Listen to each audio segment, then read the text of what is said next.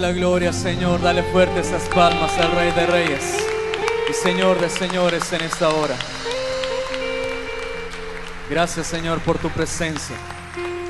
En Cristo Jesús te lo pedimos todo. Amén y amén. Dejamos a nuestro pastor Ernesto Rosales.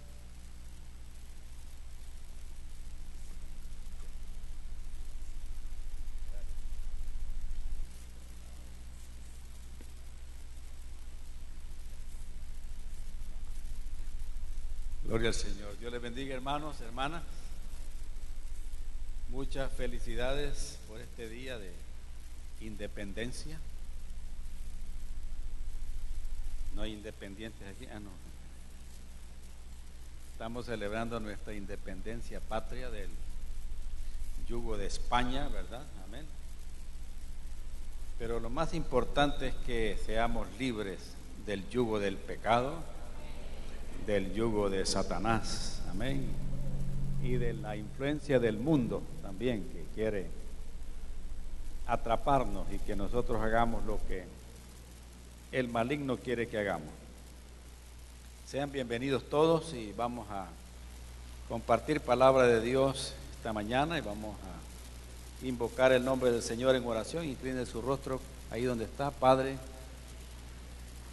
en esta hora queremos darte gracias, Señor, porque la verdadera libertad la tenemos en Cristo Jesús, nuestro Salvador, Señor. Él es el que rompe toda cadena de esclavitud. Él es el que quita el yugo, Señor, de nuestra cerviz. Él es el que nos da una plena libertad del pecado, Señor. Y nos das una nueva vida por esa resurrección gloriosa y por esa tumba vacía, y porque en la cruz se derramó tu sangre que nos limpia de todo pecado y de toda maldad. Muchas gracias, Jesús, por tu sacrificio expiatorio. Por eso te rendimos este homenaje esta mañana a ti. Hemos venido a honrarte, a glorificarte, Señor, porque eres bueno y eres fiel, Señor. Pedimos que tu palabra, Señor, haga lo que tiene que hacer en el corazón de cada uno de nosotros, Señor. Y gracias porque ella también nos limpia de toda contaminación que nosotros recibimos de exponernos a este mundo caído, Señor. En Cristo Jesús te bendecimos y oramos por aquellas personas que nos están viendo por internet también a través de la radio cristiana Josué. Los bendecimos a distancia donde quiera que se encuentren y pedimos que ahí puedan gozarse con los que se gozan, dice tu palabra. En Cristo Jesús oramos y te bendecimos. Bueno, felicitamos a mi hermano Alexis, que está tiernito allá arriba en la cabina. Dios le bendiga. Mi hermana Patti Stage, ¿dónde está Patti Stage? Por ahí andaba Patti Stage. Allá está Patti Stage. Cuando ellos nacieron ya venían abanderados estos hijos. Que Dios los bendiga. También nuestra hermana Corina, que está en Estados Unidos, que cumple años hoy también. Felicidad. Mirna Roque en San Salvador también. Que Dios la bendiga. Muy bien, hermanos, vamos a compartir la palabra de Dios. Y en el libro del Génesis, en el capítulo 18, no lo busquen, no vamos a tener ahí la administración, pero sí hago referencia a ese capítulo porque en Génesis 18 se da un diálogo entre dos amigos. Hay dos amigos que están hablando ahí y uno de ellos ha llegado para compartirle a su amigo el proyecto que tiene. Y ese es un proyecto a través del cual él va a destruir algo. Y es el caso que recordamos cuando Dios habla con Abraham. Hermana Leti, bienvenida. Dios te bendiga, hermana Leti, bienvenida. Y Dios ha decidido destruir a las ciudades gemelas de Sodoma y Gomorra por causa de su pecado. Y ustedes saben que en ese momento Abraham se da cuenta de que es un problema porque su sobrino y su familia han ido a vivir en esas ciudades. Y él empieza en ese diálogo con Dios a tratar la manera de ver cómo Dios cambia de parecer. Y él le dice que si hay 50 justos ahí, él va a destruir esas ciudades. Y Dios le dice que si hay 50 justos, por esos 50 justos, por el amor a ellos, iba a perdonar a esas ciudades. Y ustedes saben que él sabía, y Dios también sabía, que no habían 50 justos. Y empieza a bajar, ¿verdad? Después le dice que si hay 45, la va a destruir. Él le dice, no la voy a destruir por 45. Después por 40, después por 20, después por 10. Y por último terminaron la plática porque no habían ni siquiera 10 personas justas ahí. Dios sabía eso y también Abraham lo sabía. Y ustedes saben bien que aún con todo eso Dios intervino para que saliera Lot y su familia de esas ciudades porque iban a ser destruidas. Y cayó fuego del cielo y destruyó a esas ciudades pecaminosas. A pesar de la intercesión de Abraham, Dios actuó porque Dios es un juez justo. Amén. Él es un juez justo. Yo les agradezco a todos los que están orando por esta nación, que se han incluido en el proyecto. ¿Cuántos hay por todos, hermana Carla? Como 250 personas, 250 hermanos, estamos orando por nuestra nación. Y vamos a seguir haciéndolo hasta que Dios nos diga. Amén. Muchos historiadores han llegado a la conclusión, cuando han estudiado la historia de grandes civilizaciones, de que muchas de ellas fueron destruidas porque se corrompieron. El pecado llegó a tal grado de que el colmo de la paciencia de Dios fue afectado y esas ciudades fueron destruidas. El imperio romano fue destruido, el imperio persa fue destruido, el imperio asirio fue destruido. También las ciudades de Herculano y Pompeya fueron destruidas, porque eran ciudades e imperios pero muy corrompidos. La nación toda se había corrompido. Israel no fue la excepción. Y quiero que busquen conmigo el libro del profeta Miqueas, en el capítulo 7. Israel no fue la excepción de que le dieran lugar al pecado, y como una herencia maligna de parte de los reyes que estuvieron antes, este pecado llegó a afectar a toda la nación. Y en el capítulo 7, del versículo 1 al 7, vamos a encontrar la condición en la que estaba la nación de Israel. Recuerden que a estas alturas Israel estaba dividido en dos naciones prácticamente, el imperio del norte y el sur. Al norte, llamado Israel, capital en Samaria, y al sur, la tribu de Judá. Solo esa tribu había quedado, 11 tribus al norte y una al sur, y la capital, Jerusalén. Y dice el profeta, inspirado por el Espíritu Santo, comienza con un lamento y dice: ¡ay de mí! Porque estoy como cuando han recogido los frutos del verano, como cuando han rebuscado después de la vendimia y no queda racimo para comer. Mi alma deseó los primeros frutos. Y oiga esto: faltó el misericordioso de la tierra, y ninguno hay recto entre los hombres. Todos acechan por sangre, cada cual arma red a su hermano.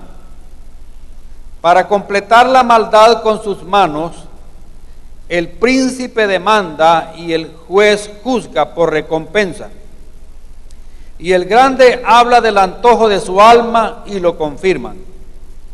El mejor de ellos es como el espino, el más recto como el zarzal. El día de tu castigo viene, el que anunciaron tus atalayas ahora será tu confusión. No creas en amigo, ni confiéis en príncipe. De la que duerme a tu lado, cuídate, no abras tu boca. Porque el hijo deshonra al padre, la hija se levanta contra la madre, la nuera contra su suegra, y los enemigos del hombre son los de su casa. Hasta aquí todo está mal, ¿verdad? Pero vea lo que dice el profeta. Mas yo a Jehová miraré, esperaré al Dios de mi salvación, el Dios mío me oirá. Muy bien. Si él habla de que él va a oír es porque estaba orando. Amén. Y como lo dije, Israel no fue la excepción. Israel empezó a corromperse. Tanto el reino del sur como el reino del norte estaban corrompidos. Y Dios levantó a este profeta Miqueas, que profetizó durante los reinados del rey Jotam, que fue un rey bueno, del rey Acaz, que fue un rey malo, y del rey Ezequías también, que fue un rey bueno en la zona de Judá. Por 52 años, este hombre estuvo compartiendo el mensaje de Dios para aquel pueblo que se había corrompido. Fue contemporáneo de Isaías y también de Oseas, y su mensaje estaba dirigido tanto para Israel como para Judá, para Samaria y también para Jerusalén. Y prácticamente el libro tiene tres aspectos bien importantes a considerar. Primero, los pecados de la nación, los pecados de los gobernantes que llevaron a la nación a desviarse, la destrucción que viene sobre ellos y también su restauración.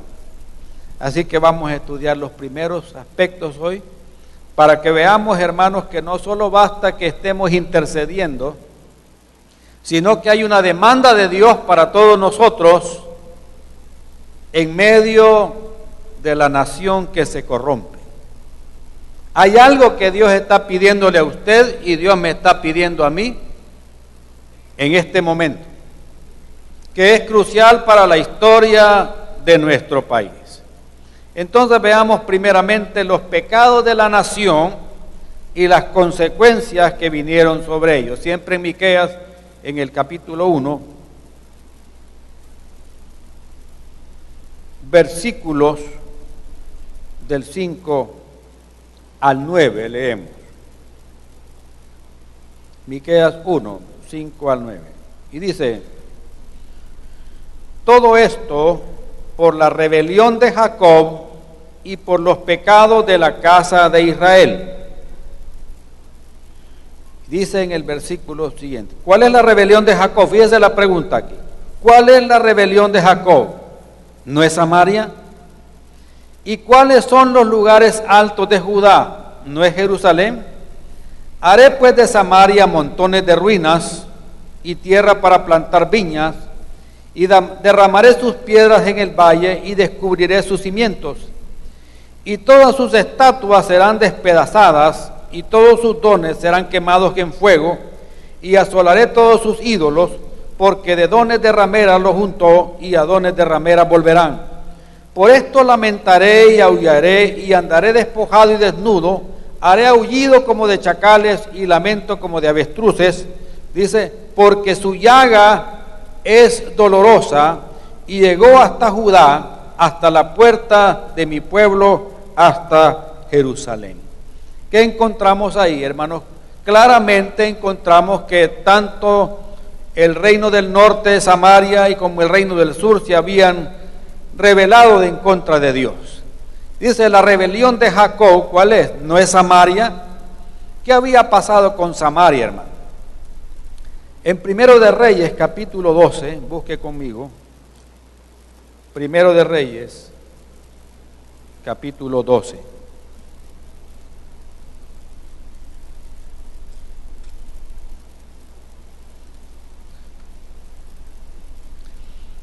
$200 años antes de que se escribiera esto, se estableció en Samaria el culto al becerro de oro. Y en el capítulo 12 del 25 al 30 encontramos ese pecado. Dice: entonces reedificó Jeroboam a Siquem en el monte de Efraín y habitó en ella, y saliendo de ahí reedificó en Penuel. Y dijo Jeroboam en su corazón, oiga bien esto: ahora se volverá el reino a la casa de David. ¿Y qué está diciendo aquí?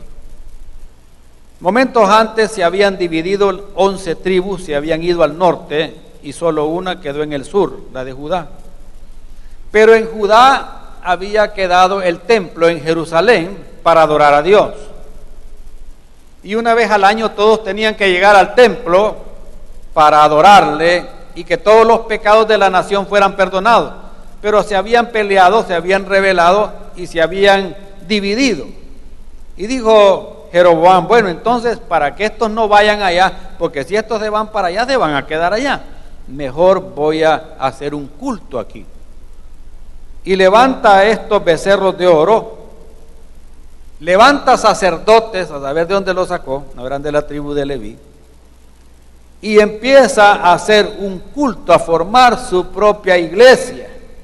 Y dijo Jeroboam en su corazón: ahora se volverá el reino a la casa de David, si este pueblo subiere a ofrecer sacrificios en la casa de Jehová en Jerusalén, porque el corazón de este pueblo se volverá a su señor Roboam, que era el hijo de Salomón, el que quedó de rey en Judá.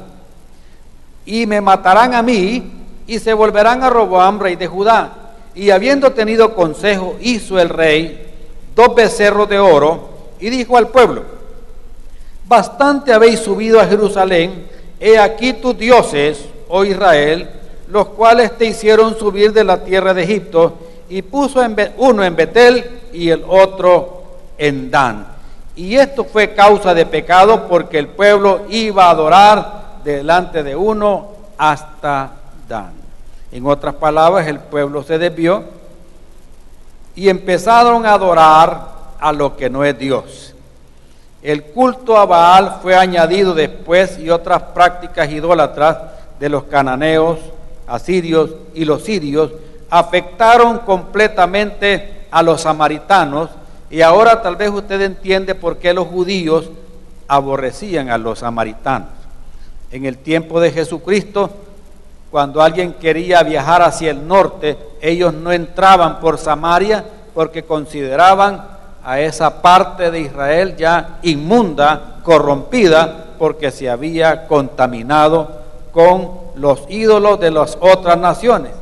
Y Dios había enviado a los profetas, a Elías, Eliseo y Amós, para que esta gente se apartara del pecado, pero fue en vano. Cuando usted lee acerca de los profetas mayores y menores, se va a dar cuenta que ellos fueron levantados cuando Israel y Judá estaban en pecado, y era un llamado de Dios para que ellos volvieran nuevamente a vivir una vida santa y piadosa. Mas sin embargo, usted sabe bien que a la mayoría de ellos los mataron, porque no querían oír que estaban equivocados. Y así pasa con mucha gente. No les gusta pedir consejo, no les gusta que uno los llame para aconsejarlos, porque dicen: ya se van a dar cuenta cómo estoy. Lo importante es que corrijamos nuestros pecados y volvamos a los caminos de Dios. Entonces Samaria se había desviado completamente, haciendo su propia religión y dando apertura a la influencia religiosa de las naciones paganas que estaban en la vecindad. En cambio, en Jerusalén, ¿cuál fue el mal de Jerusalén? Dice la Escritura. Volvemos nuevamente a Miqueas, y dice en el versículo 5 del capítulo 1: ¿y cuáles son los lugares altos de Judá? ¿No es Jerusalén? Igualmente el problema de Judá comenzó casi al mismo tiempo que el problema que se estaba dando allá con Jeroboam, y mucho antes quizás. ¿Sabe por qué? Porque dice en Primero de Reyes capítulo 11 que Salomón, a pesar de toda su sabiduría, Salomón se había desviado de los caminos de Dios. leemos en el capítulo 11, versículos del 5 al 7 de Primero de Reyes, primer libro de los Reyes, capítulo 11, del 5 en adelante. Dice, porque Salomón siguió ¿a quién? A Astoret. Astoret es la misma Acera que adoraban los cananeos. ¿Diosa de quién dice? De los sidonios, o sea, de los mismos fenicios. Y a Milcom, que es el mismo Moloc, ídolo abominable de los amonitas, para quien se le sacrificaban niños, mataban a los niños que se los entregaban a este ídolo. Ídolo abominable de los amonitas. Fíjese bien cómo estaba Salomón. Y eso que era el hombre más sabio después de Jesucristo, ha sido el hombre más sabio sobre la faz de la tierra, y ahora era un idólatra. E hizo Salomón lo malo ante los ojos de Jehová, y no siguió cumplidamente a Jehová como David su padre. Entonces, dice el versículo 7, edificó Salomón un lugar alto a Quemos, ídolo abominable de Moab, en el monte que está enfrente de Jerusalén, y a Moloc, ídolo abominable de los hijos de Amón. Versículo 8. Así hizo para todas sus mujeres extranjeras, las cuales quemaban incienso y ofrecían sacrificios a sus dioses, y se enojó Jehová contra Salomón, por cuanto su corazón se había apartado de Jehová, Dios de Israel, que se le había aparecido en 2 oportunidades. Amén. 2 ocasiones había tenido Salomón de tener un encuentro personal con Dios, pero a la larga las mujeres paganas con las que este hombre entró en contubernio y en pasión amorosa, desviaron su vida del amor genuino de Dios y lo llevaron a la idolatría, a levantar lugares altos y a poner imágenes ahí de estos ídolos, y como consecuencia esto provocó el enojo de Dios, y debido a esto el castigo de Dios fue que el reino se dividió. Y dijo Dios, por amor a David tu padre, no va a ser en tu tiempo, va a ser con tus hijos, con uno de tus hijos que se va a dividir el reino. Vea cómo también nosotros, como padres, afectamos también la vida de nuestros hijos por causa de nuestros propios pecados. Amén.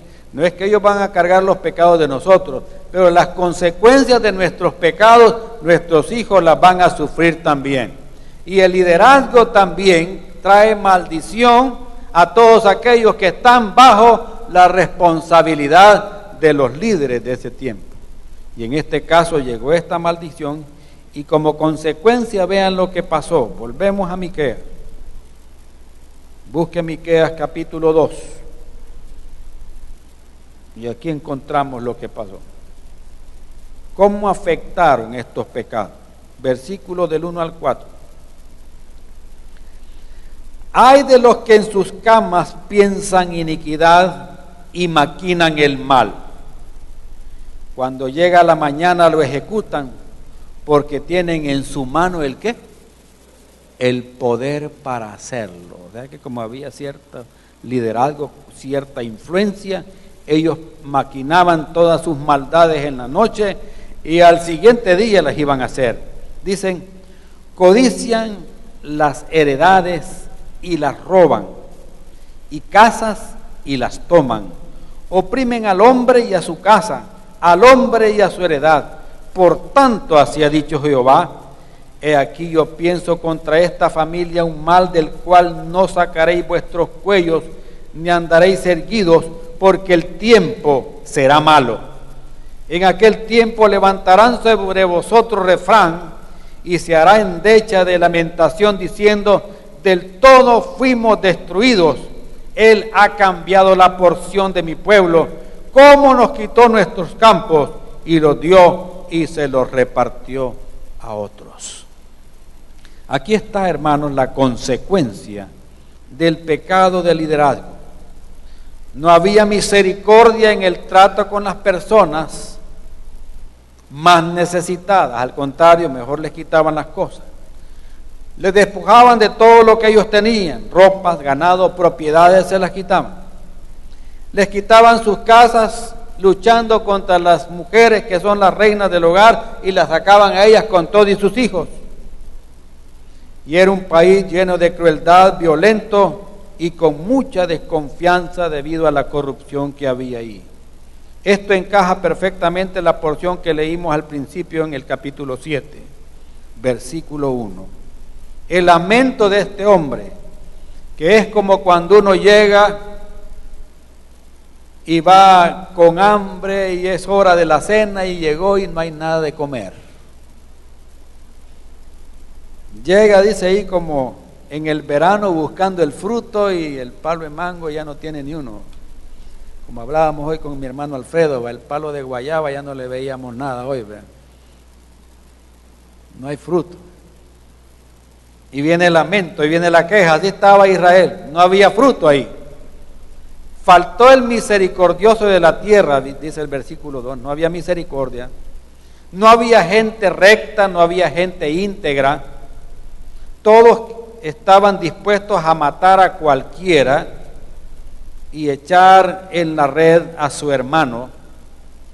Y para completar la maldad, las autoridades se habían corrompido. Los líderes y los jueces estaban de acuerdo por recompensa, por soborno, para meter preso al que ellos quisieran, para arreglarles la situación que ellos quisieran. Y el grande habla del antojo de su alma y se lo conseguían. Y dice, versículo 4, el mejor de ellos es como el espino, el más recto como el zarzal. El día de tu castigo viene, el que anunciaron tus atalayas, ahora será tu confusión.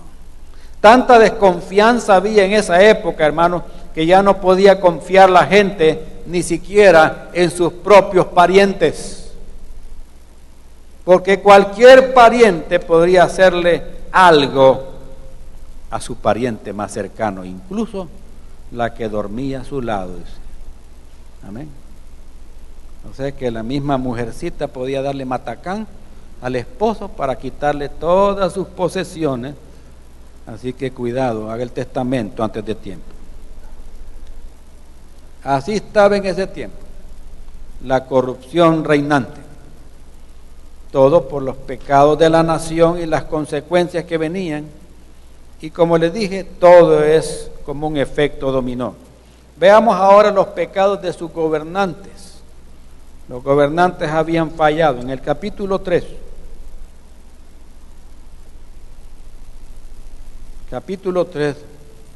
versículo del 1 al 4, vamos a leer.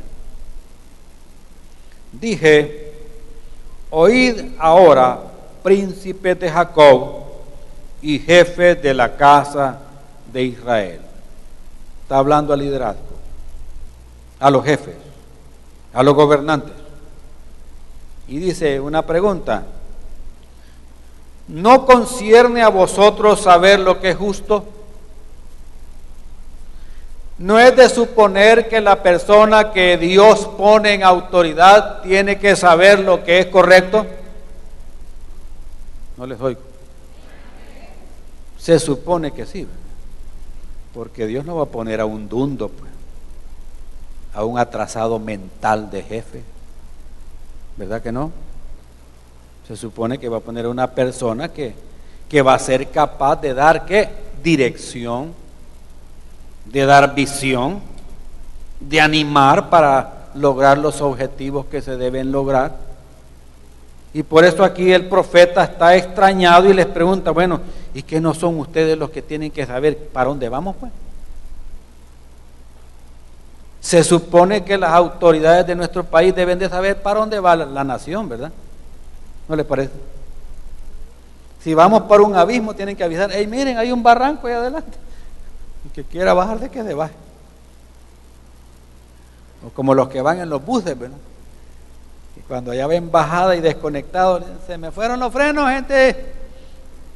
Y el hombre está ahí, mire, no tengo frenos, como quien dice, el que quede vivo, cuéntele a las autoridades que fue por desperfectos mecánicos.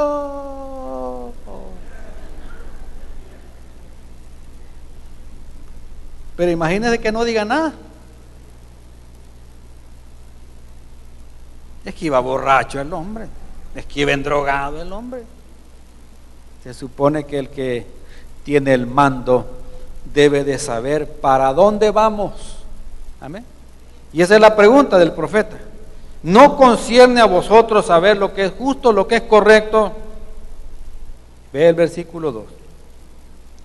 Vosotros que aborrecéis lo bueno y amáis lo malo, que les quitáis su piel y su carne de sobre sus huesos, que coméis asimismo la carne de mi pueblo y les desolláis su piel de sobre ellos y les quebrantáis los huesos y los rompéis como para el caldero y como carnes en olla.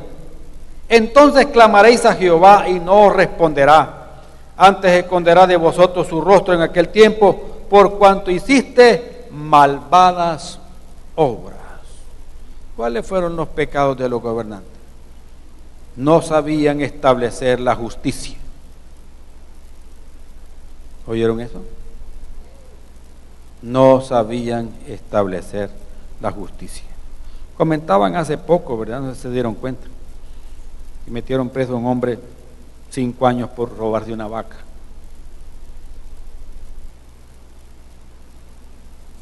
¿Qué les parece? El hombre quería hacer hamburguesas, quería hacer bistec, quería hacer sopa de pata. No tenía trabajo, tenía hambre. Y rapidito lo condenaron. Pero en otros casos de narcotráfico es que las pruebas son insuficientes.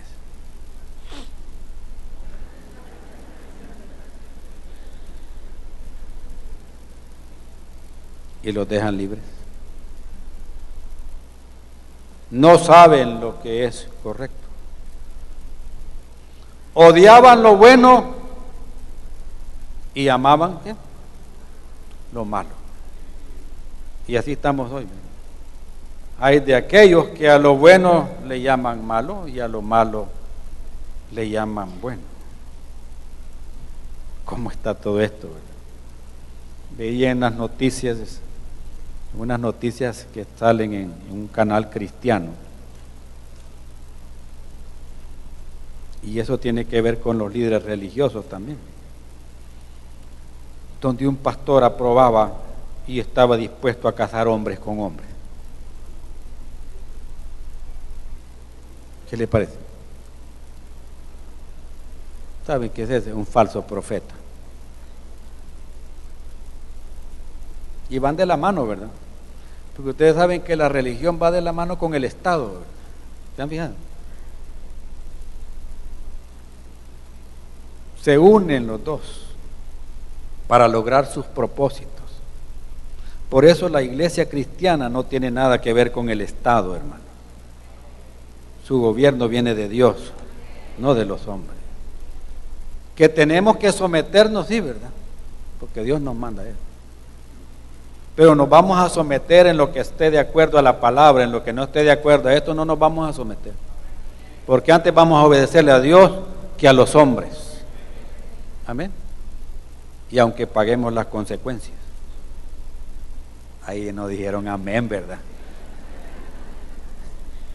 Ya sabía que ahí no iban a decir amén. Porque ahora todo parece que está al revés. En aquel tiempo trataban al pueblo como que era ganado de destace. Arrancaban todo, les quitaban todo, los descuartizaban todos. ¿A través de qué? Del soborno, delitos de cuello blanco, subiendo impuestos. Imagínense qué raro que hoy en crisis suben los impuestos. ¿Verdad que ya subieron? Pero como que no les importa. Pero todo esto tiene ¿qué? Una consecuencia, ¿verdad? La consecuencia está aquí, miren el versículo 4. ¿Qué les dice Dios a estos líderes? Les dice: entonces clamaréis a Jehová. O sea que a la hora de las horas, cuando vean la situación difícil, cuando vean que no todo está bien, dice, van a buscar de Dios. ¿Y qué dice Él? Él no les va a responder. Antes esconderá de vosotros su rostro en aquel tiempo, por cuanto hicisteis malvadas obras.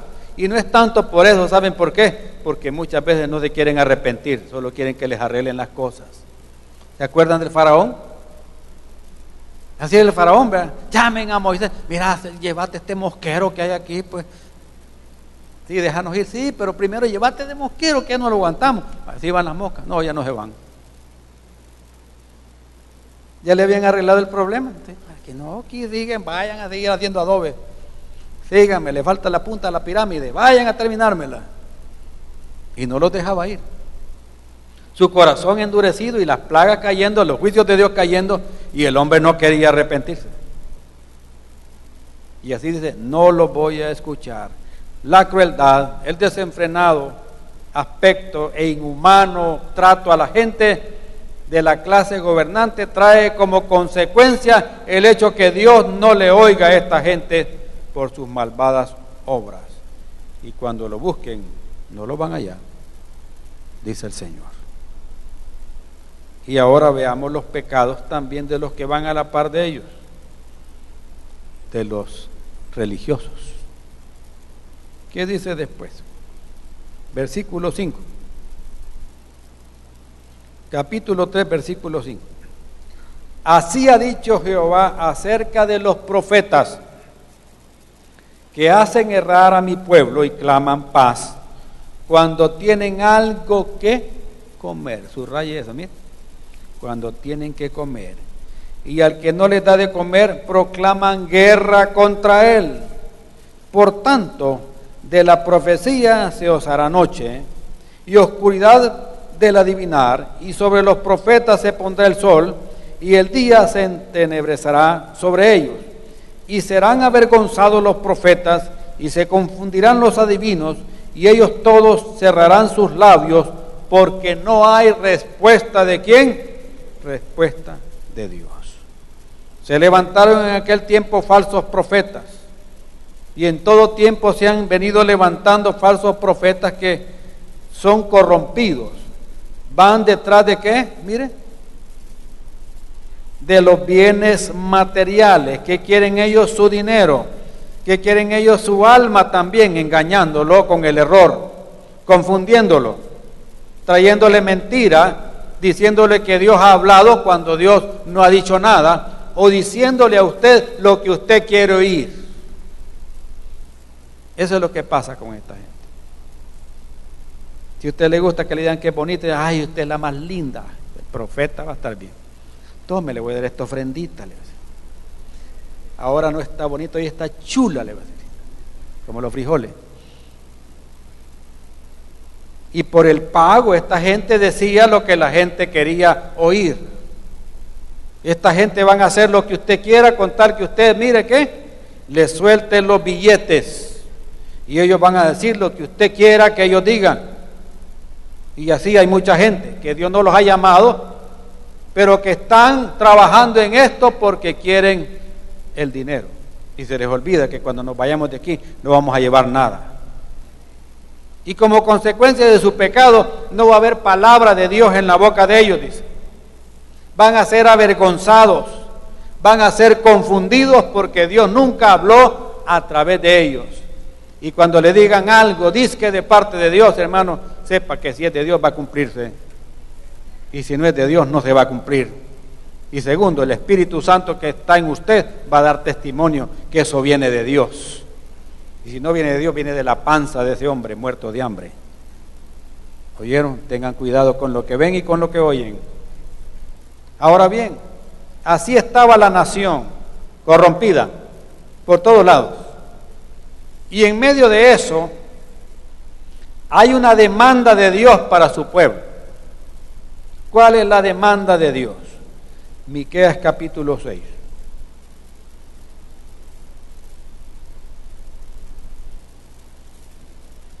Leamos desde el 6 en adelante. Dice así: ¿con qué me presentaré ante Jehová y adoraré al Dios Altísimo? ¿Qué trajo usted esta mañana? ¿Con qué vino usted esta mañana aquí?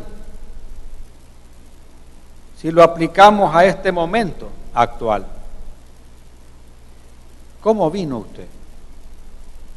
Y dice: me presentaré ante él con holocaustos, con becerros de un año. ¿Se agradará Jehová de millares de carneros o de 10,000 arroyos de aceite? Daré mi primogénito por mi rebelión, el fruto de mis entrañas por el pecado de mi alma. Ellos creían que entre más grande era la ofrenda, era mejor para ellos. Pero recuerde que eso es injusto, ¿verdad? La gente pobre tenía que llevar una ofrenda de palominos para presentar a sus hijos, que era muy pobre. O era una ofrenda de harina. Pero los más ricos podían llevar un buey. Y creían que entre más grande y más costosa era la ofrenda, más gracia para ellos. Y no es así. Dios no mira nada de eso, hermano. A Dios no le importa cuándo va a dar usted de ofrenda hoy. ¿Oyó eso? Pero al hermano Héctor y a los diáconos y a mí sí nos importa. Porque hay que pagar la luz, hay que pagar el agua, hay que pagar salarios a todos los empleados de aquí. ¿Oyeron eso? Pero usted no nos va a apantallar ni a nosotros, ni mucho menos a Dios. ¿Oyeron eso? Pero Dios va a ver cómo da usted esa ofrenda, porque eso es lo que a Él interesa. Aquella mujer viuda dio solamente 1 centavo, lo único que tenía, miren, y eso lo entregó. Los demás dieron lo que les sobraba, dice. Amén. ¿Y quién impresionó a Dios? Fue aquella mujer que dio todo lo que tenía. Amén. Ella impactó a Dios. Y de esa manera lo vamos a impactar a Él con la forma como lo damos. Dios bendice al dador alegre, dice la Biblia. Amén. Entonces ahí está la clave, cómo lo da. No importa la cantidad, cómo lo da. Entonces, y después dice, versículo 8. Oh hombre, dice, Él te ha declarado lo que es bueno. ¿Y qué pide Jehová de ti ahora? ¿Cuál es la demanda de Dios ahora? Y esto no viene de ti, porque por eso dice el profeta, Dios ya te declaró lo que Él quiere, lo que Él espera de cada uno de nosotros. Y dice aquí, mire, solamente hacer ¿qué? Justicia. Y amar misericordia y humillarte ante ¿quién? Ante tu Dios. Busque conmigo en Deuteronomio 10.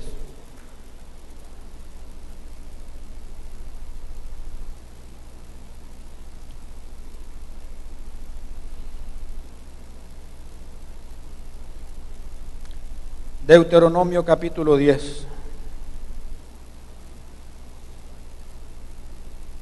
Versículo 12 y 13. Aquí está la declaración de Dios de mucho tiempo antes.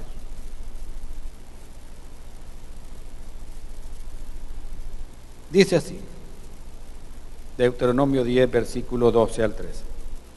Ahora pues, Israel, ¿qué pide Jehová tu Dios de ti? Sino que temas a Jehová tu Dios, que andes en todos sus caminos y que lo ames, y sirvas a Jehová tu Dios con todo tu corazón y con toda tu alma, que guardes los mandamientos de Jehová y sus estatutos que yo te prescribo hoy, para que tengas ¿qué? Prosperidad. Es exactamente lo mismo que Miqueas les está recordando a Israel, que ya estaba esa petición desde antes a través de la ley de Moisés. Esta exigencia de Dios, Dios pidiendo tres cosas. Lo primero es hacer justicia. Yo le pregunto, ¿está usted haciendo justicia?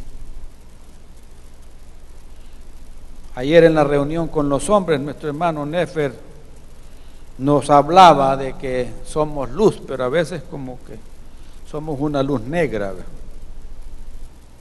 ¿Ya sabe dónde usan la luz negra usted? La luz negra la usan en los laboratorios de revelado de fotografía.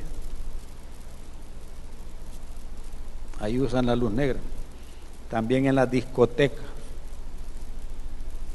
cuartos oscuros, usan luz negra. Y no deberíamos ser así. Hacer justicia significa llevar una vida recta. ¿Se acuerdan que hablamos que la integridad es el antídoto contra la corrupción? Compartimos eso con ustedes. Tenemos que llevar nosotros una vida recta. Tenemos que llevar una vida íntegra, que no nos falte nada. En otras palabras, tenemos que ser personas honestas. Y yo le pregunto, ¿es usted una persona honesta? ¿Es usted una persona digna de confianza? Porque uno se va a acercar a alguien así, ¿verdad?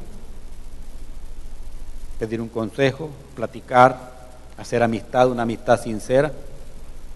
Pero si somos deshonestos, ¿quién va a querer establecer una amistad con nosotros si somos deshonestos? La Biblia nos manda a no apartarnos ni a derecha ni a izquierda, que nuestro caminar sea recto. ¿Está caminando usted en rectitud?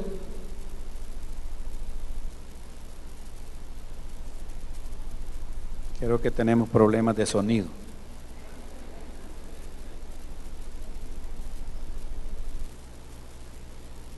Es que tenemos que establecer la diferencia, hermano. Si en su trabajo no se nota que usted es cristiano, hay problema. Si en la universidad no se nota que usted es cristiano o cristiana, hay problema. Si en la sociedad no pueden notar que usted es cristiano, hay problema. Si en el vecindario no saben ni se dan cuenta que usted es cristiano, hay problemas. Quiere decir que no estamos haciendo justicia. Estamos fallando en la primera demanda de Dios. Y si no estamos nosotros actuando correctamente, quiere decir que ya nos corrompimos nosotros. ¿No se oye? Ya nos absorbió el sistema. ¿Se han oído? ¿Se han fijado? No, es que es que el sistema nos lleva, es que como aquí todos roban, yo robo también. Pues sí, es que el sistema nos lleva a eso, pues. ¿Y a cuenta de qué, pues? Cuando venga el sistema de Dios al final de los tiempos, ahí se va a quedar también. Ajá. ¿O va usted a bailar en el son que bailan los demás? Usted tiene que establecer la diferencia. Y cuando vean que usted es diferente, van a decir, ¿y por qué ella no? Es que hoy soy cristiano. Yo les he compartido esto y bromeábamos con esto con mis amigos. Al final en la oficina, cuando terminaba el año fiscal y sobraba del presupuesto, se repartía entre todos. Y esto no es viejo, ni es nuevo, se sigue haciendo. Por eso usted se fija hoy que la mayoría de instituciones, queremos 3 millones para el presupuesto del otro año. Y los 12 millones que les dan hoy no les alcanza.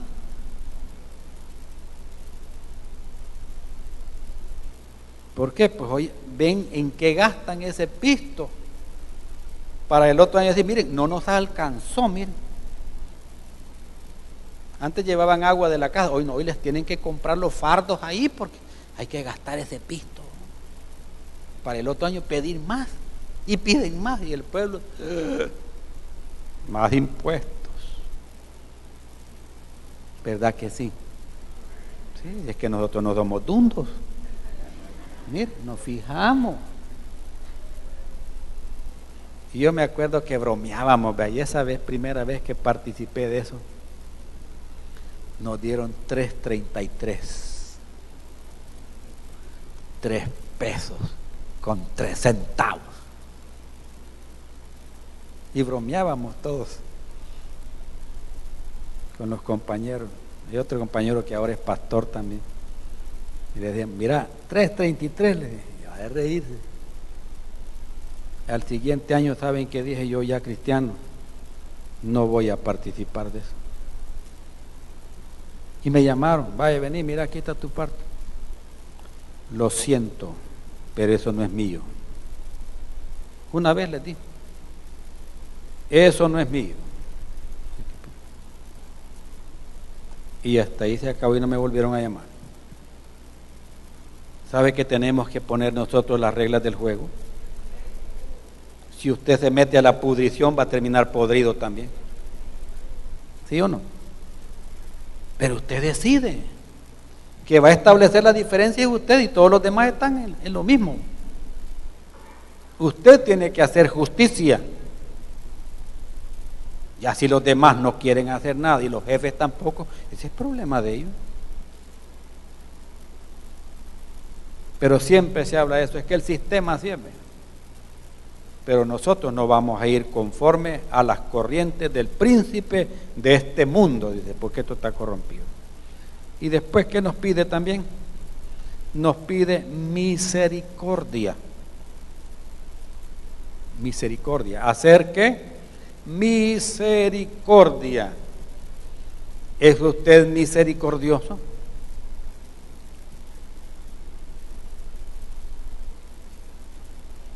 Si por misericordia fuimos salvos, también nosotros tenemos que ser misericordiosos también. Dios nos demanda eso. Ser misericordiosos, pero somos buenos para juzgar a la gente, ¿va? Somos buenos para ponerle el dedo a la gente, somos buenos para señalar a la gente, somos buenos para juzgarlos, para criticarlos, para pedaciarlos.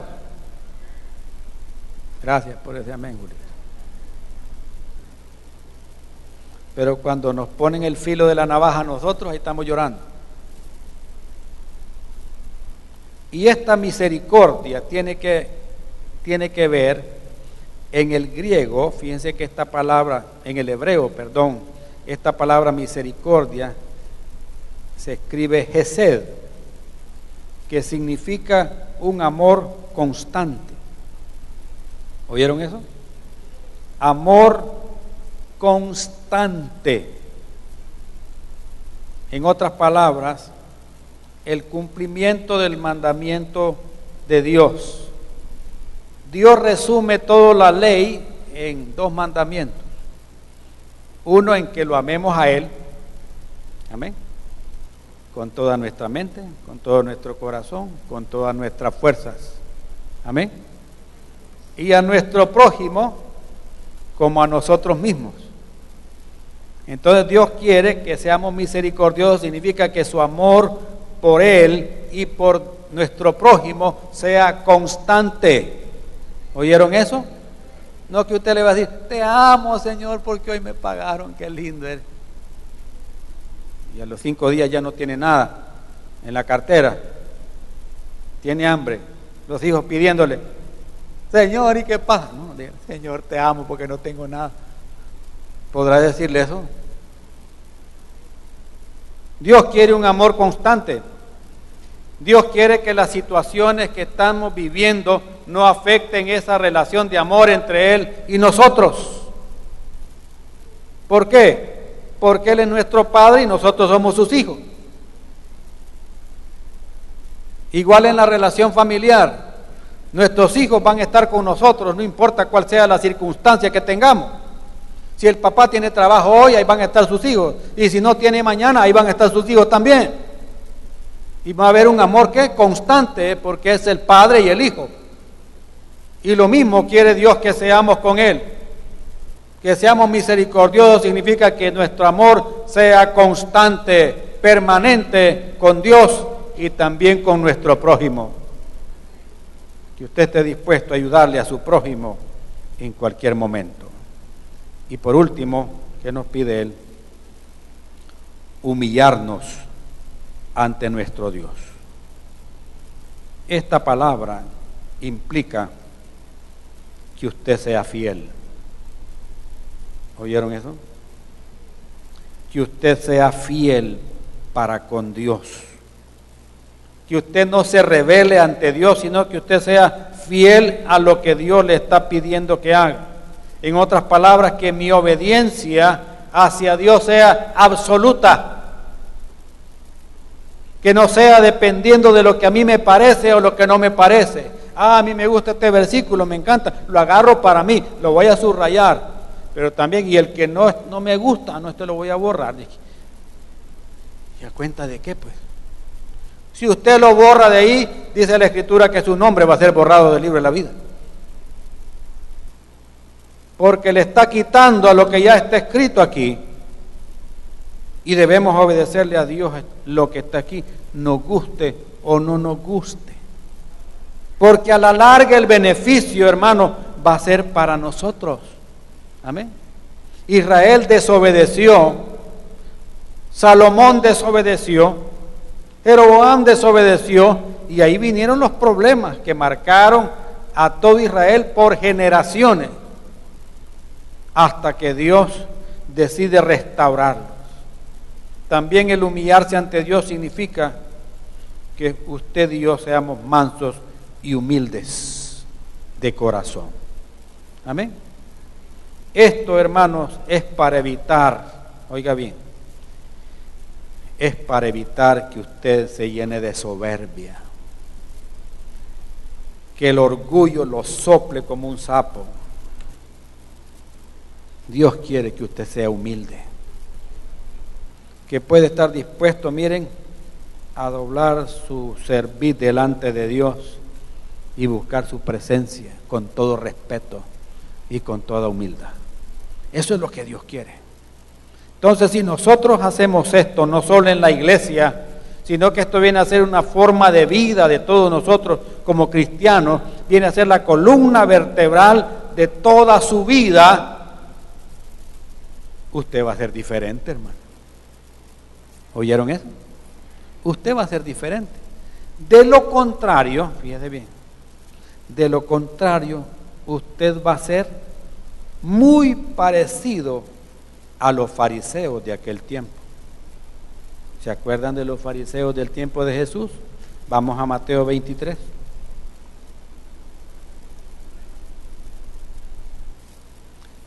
Mateo 23, versículo 23, ¿qué dice?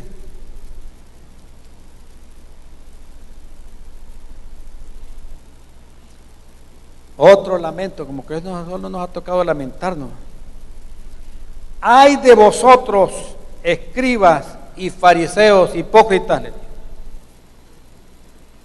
porque diezmáis la menta y el eneldo y el comino. Minuciosos, estos granos son muy pequeños. Y ellos los contaban uno por uno y eso diezmaban. Eran estrictos. Y mire lo que dice después. Y dejáis lo más importante de la ley. ¿Qué es? La justicia, la misericordia y la fe. Esta fe es la fe de fidelidad, de fruto. Esto era necesario hacer sin dejar de hacer lo anterior. Amén. ¿Qué le parece? Vamos a andar con ropajes religiosos solamente. Vamos a vivir de apariencias, tratando de mostrar algo externo cuando nuestra vida interior, nuestra vida espiritual no está agradando a Dios. Y cuando menos sintamos, hermanos, vamos a estar también contaminados, vamos a estar corrompidos y el juicio de Dios no se va a hacer esperar sobre la vida de nosotros. En otras palabras, no solo tenemos que estar orando por nuestra nación, tenemos que vivir como Dios quiere que lo hagamos. ¿Y cómo quiere que lo hagamos? Haciendo justicia, amando la misericordia y humillarnos delante de nuestro Dios. Samaria fue destruida. Llegaron los asirios en el año 734 a.C. y fueron destruidos. También se repartieron todas sus propiedades en el año 724, cumpliéndose lo que dice en el capítulo 2, versículo 4 que leímos antes. Y fue destruida por su doctrina falsa, por el error, por adorar lo que no es Dios. ¿Oyeron eso? Por inventarse una religión, por inventar su nueva iglesia, fueron como destruidos. 100 años más tarde, y aún en esa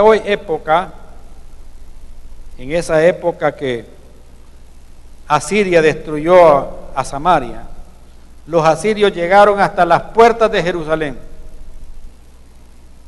Todos recordarán cuando Rabsacés, el general que envió el rey Sennacherib, empezó a hablarle a los que estaban en los muros para que se rindiera la ciudad.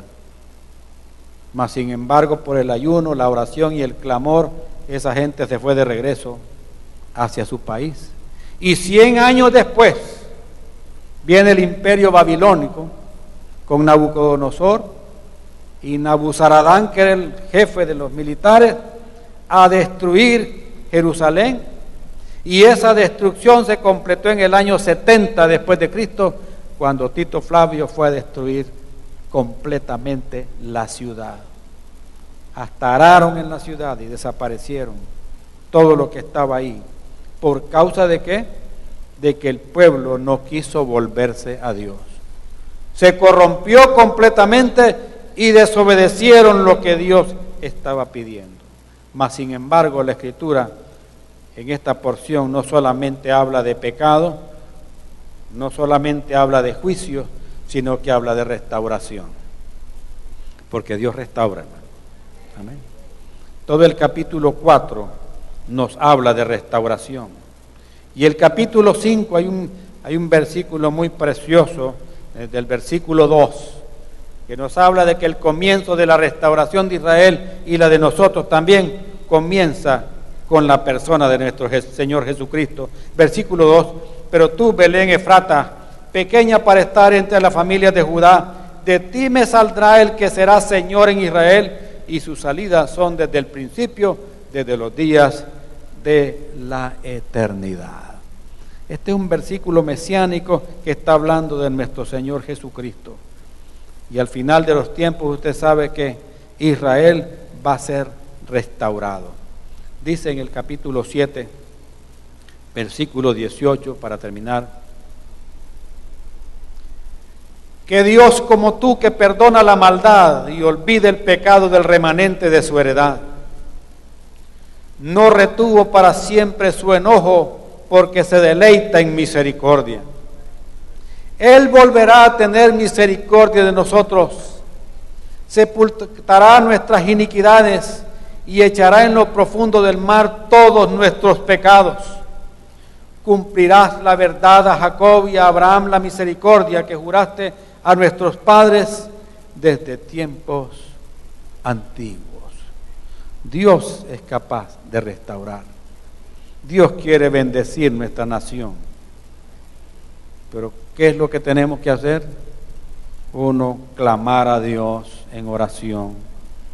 Que Dios perdone nuestros pecados, que Dios quite la iniquidad, que Dios obre conforme a las peticiones que le hemos hecho. Y no solo eso, porque no basta solo orar, también hay que actuar. Amén. Hay que actuar. Cuando Moisés estaba enfrente del Mar Rojo y tenía al faraón a sus espaldas, Dios le dice, mira, dile a Israel que marche ya, como quien dice, ya no es tiempo que estés orando. Diles que marchen, extiende tu vara y diles que marchen. Y en ese momento, ¿qué pasó? El mar se abrió y ellos pasaron en seco. No solo vamos a estar orando, también vamos a vivir como Dios nos demanda. ¿Oyeron eso, hermano? Esta es la petición de Dios para ustedes y para mí. Esto es lo que Dios quiere para nosotros. Y tenemos que cumplirle. Los primeros en ser beneficiados al cumplirle somos nosotros. Los primeros en ser beneficiados en estar orando por nuestra nación somos nosotros.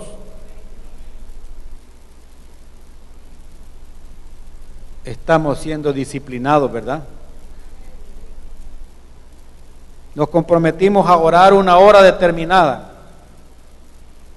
¿Y se ha fijado cómo el Espíritu nos lleva a eso? Nos lleva a dejar todo lo que estamos haciendo para ir a hacer eso como una demanda de Dios y que necesitamos hacerlo para el bien de todos nosotros.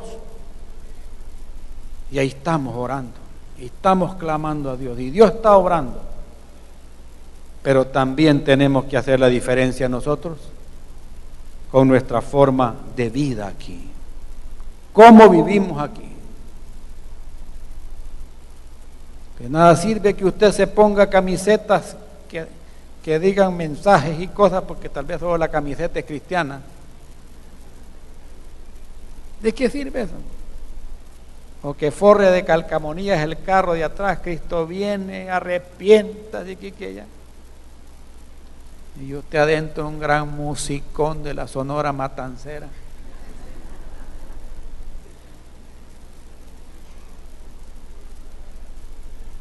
Que le pone ese sonido que hasta le zumban los oídos. Han oído esos carros que se estacionan adelante y detrás de uno en los semáforos.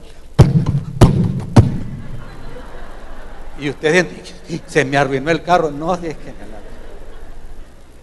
es que va un sordito a la par suya o allá atrás. La música. Y solo falta que le diga, Dios te bendiga, hermano. Y no le dicen así, le dicen, Dios te bendiga, brother. Así le dicen en inglés, que no sabe qué es eso, no sabe qué. ¿De qué sirve todo eso? Si realmente nuestra vida no ha cambiado. Tenemos que ser diferentes, porque la sal evita la corrupción. Amén. Pero si la sal se arruina y ya no sirve, se bota. Amén. Que Dios no nos vaya a botar, echar a la basura, sino que Dios nos use para preservar esta nación tan chiquita, que no se destruya, que no se pierda. Amén. Vamos a orar, inclinen su rostro, por favor.